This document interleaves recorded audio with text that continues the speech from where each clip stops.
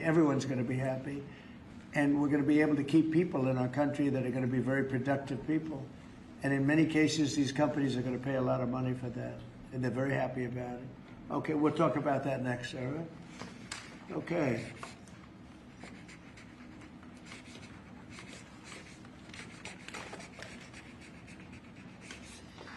My friend, why don't you keep that, okay? Thank you. That's such a good job. Okay. It's phase one. John, are you happy? Good.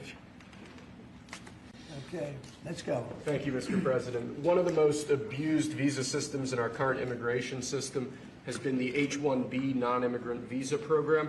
This is supposed to allow highly skilled laborers who work in fields that Americans don't work in to come into the United States of America.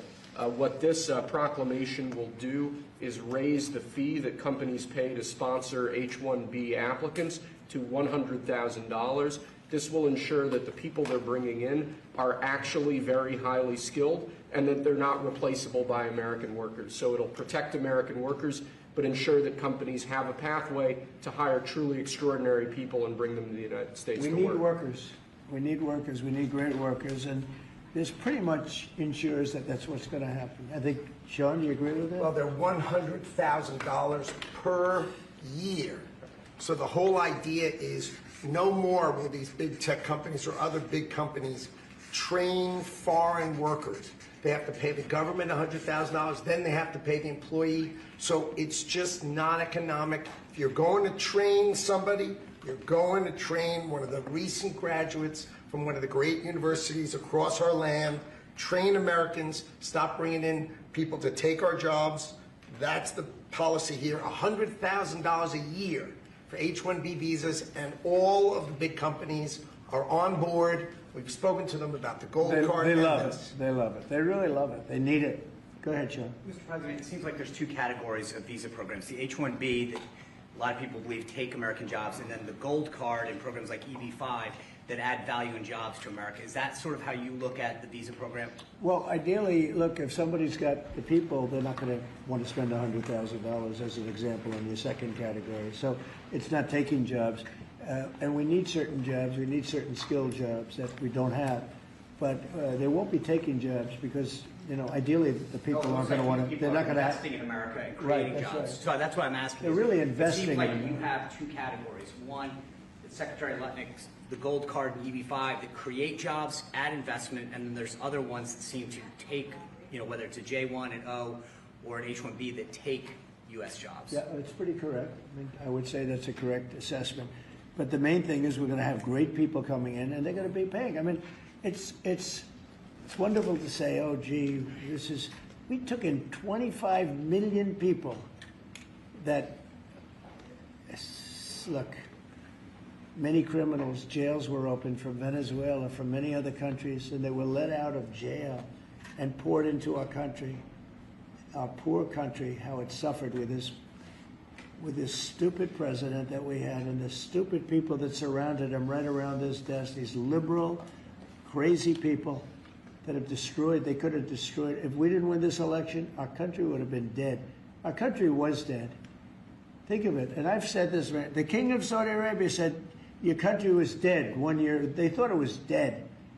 This country couldn't have survived another year of those people running it. And now we have the hottest country anywhere in the world. Think of that. And this is going to help. And we're taking in hundreds of billions of dollars. This will be taken in, the gold card will be taken in hundreds of billions of dollars. And companies will be able to keep some people that they need. You know, they need people of expertise, great expertise. And I think it's going to be a fantastic thing. And we're going to take that money and we're going to reduce taxes. We're going to reduce debt. We have a very, very strong country. Assuming everything works out great with the lawsuit that we have a lawsuit that's inspired by foreign countries that ripped us off for 25 years. But assuming we win that, we hopefully win it in the Supreme Court of the United States. We have a country that no stopping us. We're rich, we'll be rich. We can take care of poor people. We can take care of our military. We can take care of everything. We can take care of beyond the country. We can help take care of the world. that we don't, it'll just be the same struggle that we've had for years where other countries charged us tariffs and they ripped us off. Our country has been ripped off more than any country in the history of the world. And now we're doing what we have to do. We're taking in billions and billions of dollars at levels that nobody has ever seen, trillions of dollars. And we're using it to reduce debt. We're using it to reduce taxes. The great big beautiful bill is a big tax reduction. It's being paid for by the tariffs, and people are paying a lot less money in taxes. They're being, think of it, no tax on tips, no tax on Social Security, no tax on overtime. It's an unbelievable phenomenon. It really is. It's the golden age. We're making it the golden age. Without the tariffs, it would be impossible. And China, for years, charged us tariffs, and they continue to do it, and so do other countries. Most countries, they charge us. They were ripping. Look, the European Union, as you know, I get along very well with them, but they ripped us off so badly. Nobody's ever seen anything. Now, the European Union is paying us $950 billion, and they're paying us $750 billion to buy our energy, and they're okay with it. They signed the agreement. You know, it's not like anybody forced them to do it. They're okay with us. Tariffs are making our country very rich again, and we'll be able to take care of our debt. We'll be able to take care of our taxes, lower taxes. We'll be able to take care of Medicare, Medicaid, Social Security. We're going to be a rich country again. Without tariffs, we'd be in very big trouble. Do you still want Europe to pay 100% tariffs on China? Excuse me. H1Bs are sometimes used by people already in the country legally on other visas or student visas. Does this apply to them or to renewals, or does it only apply to people applying for the first time from abroad?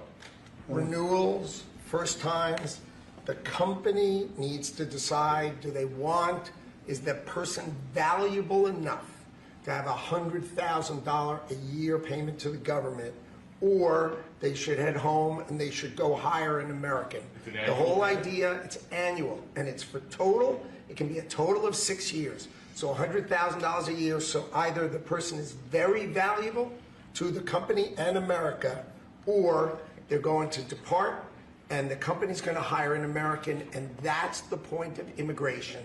Hire Americans and make sure the people coming in are the top people. Stop the nonsense of letting people just come into this country on these visas that were given away for free. President is crystal clear. Valuable people only for America. Stop the nonsense. And remember, the country, It's just a fee, right? yeah, Fee to America. the country would rather not have to pay $100,000, but and they'd rather, how do you do that? You hire Americans. So there's an incentive to hire American. But there may be instances where it's better off doing it through expertise or whatever it may be.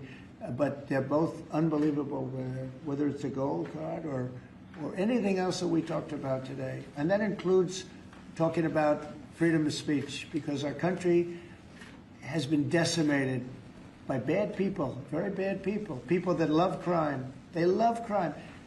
Explain it to me. They don't want to have our military go in and save lives. But when you go and ask the people, do you mind having the National Guard come in if it meant safety? They look at the question like, what's wrong? What kind of a stupid question is that? Of course they do. We're going to have a safe country.